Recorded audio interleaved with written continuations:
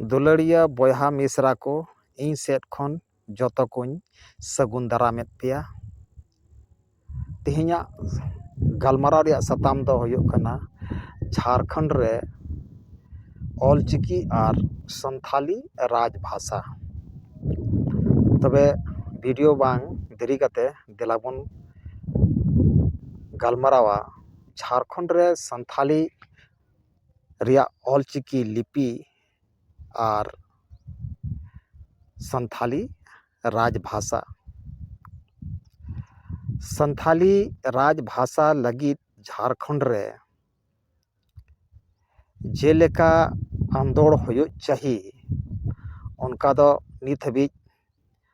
बांग होये कना। झारखंड राज दो खास कायते आदिवासी को लगित गे बेनाव लेना और नवा झारखंड राज रे नित हबीज जहाँ तिना गे मुख्यमंत्री को बेनावेना एकेन आदिवासी के को बेनाव कना।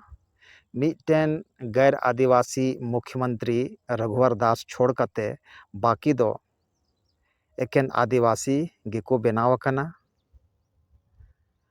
ओना मद रहो संथाल मुख्यमंत्री नोड़े झारखंड रे नित हबीज मेनाय गया। मेनखान संथाली राजभाषा लगित नित हबीज बांग दो नोडेन को राजनीतिक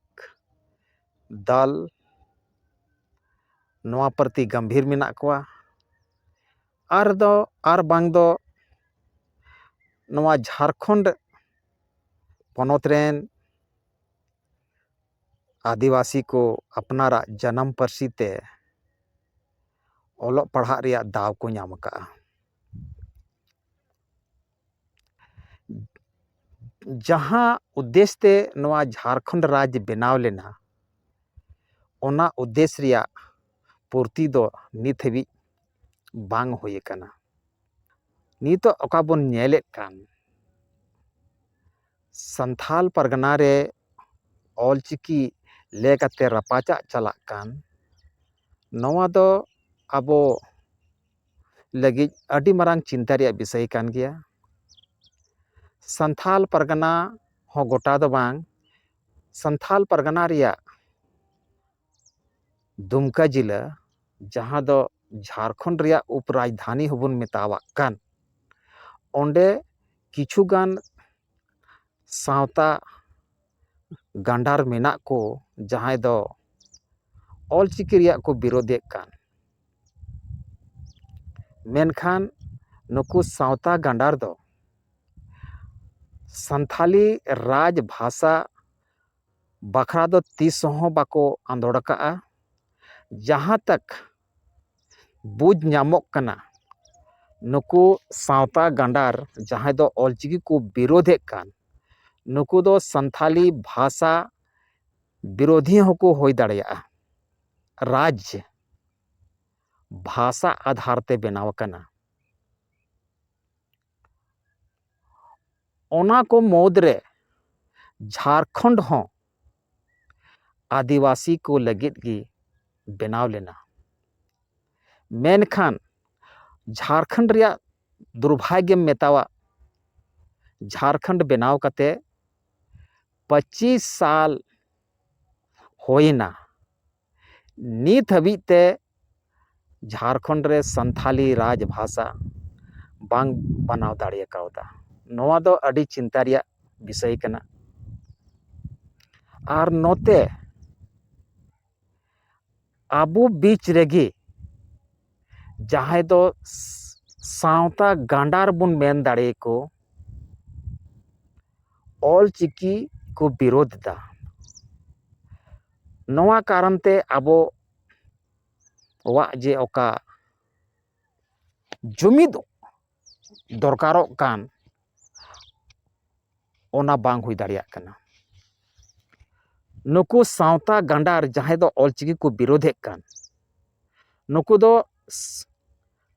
अबो समाज संथाल समाज लगित दो अड़ी मारंग बैरी कना को नुकु बैरी दो एक मा संथाली राजभाषा रिया हो बांको आंदोलना जहां तक संथाली राजभाषा रिया को विरोधा नुकु नुकु नोंकान दुश्मन कना को नोंकान समाज गांडार कना को जहां दो अबो संथाल समाज लगी दो नुकु दो एकाल गी दुश्मन कना को एक मा संथाली राजभाषा लगी हो बाको गड़ोआ और दोसर रे नुकु संथाली रिया स्क्रिप्ट ऑल चिकी विरोध रे को लगाव कना नवा भारत दिसम रे जहां संविधान रे 22 गोटान भाषा राष्ट्रीय मान्यताएं नाम का ओना को मोद रे संथाली हो भारत रिया संविधान रे जायगाय नाम का ओना इयते झारखंड रे संथाली राजभाषा बेनाव लगी जोतो क्राइटेरिया पूरबे कान तुलुज हो नित हबी झारखंड रे संथाली राजभाषा बांग बना दाड़े कावदा अबो आदिवासी बीच रेगी जुमित बांग ñeloग कना सनाम खोज मारांग कारण दो अबो संथाली भाषा लगी नित हबीते पूरा जोरदार ढंग ते बांगबुन आंदोलन का सनाम खोन मेन बात हुयुग कना अबोआ जुमित बनुआ अबोआ जुमित बांग कारण ते तेहें संथाली राजभाषा झारखंड रे बांग बनाव दाड़े कावदा कोई भी भाषा रिया डेवलप अगर होई कन खान ओना दो किसी स्टेट रिया राजभाषा हो दरकार करना अबो संथाली दो राष्ट्रीय मान्यताएं नाम का और झारखंड रे दो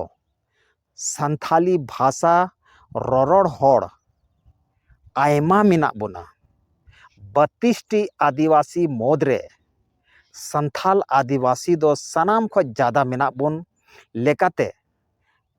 नोड़े झारखंड रे संथाली राजभाषा बेनाव दाड़िया और बाकी आदिवासी भाषा जहाँ तिना मिना ओना दो झारखंड रिया सेकेंड लैंग्वेज या तो द्वितीय राजभाषा लेकाते मान्यताएं नाम मा मेनखान संथाली दो राजभाषा होयो दरकार कना एनते संथाली भाषा ररड़ होड़ नोआ झारखंड राज्य रे आयमा सांगे मेना कोआ और दूसरी बात दो कना राष्ट्रीय मान्यता हो संथाली भाषाएं नाम का ओना येते अबो नितो जरूरी मेना जोतो होड़ जुमिद कते संथाली राजभाषा लगी आंदोलन होयोग मा और देबुन जुमिदोग मा झारखंड रे संथाली राजभाषा लागू अचुई लगी जब तक झारखंड रे संथाली राजभाषा बांग हुआ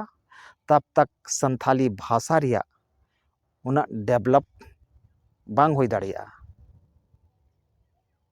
ओनाते भारत दिसम रेन जोतो आदिवासी बोया को और झारखंड प्रदेश रेन जोतो आदिवासी बोया को जुमिद कते देलाबुन झारखंड रे संथाली राज पार्सी बुन बेनाव आचुईमा और झारखंड सरकार बुन मजबूरी मा जे झारखंड रे संथाली राजभाषा बेना जरूर,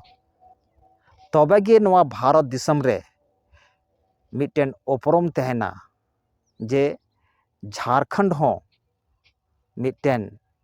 आदिवासी स्टेट लेकाते भारत दिसम रे स्टेटस नाम मा। तबे आपस रिया बेने बैरी बगी कते देलाबन जुमिदोआ झारखंड रे संथाली राजभाषा बेनाव लगी मा इना मेन कते गिन मुचाद केदा। जतो को जोहार।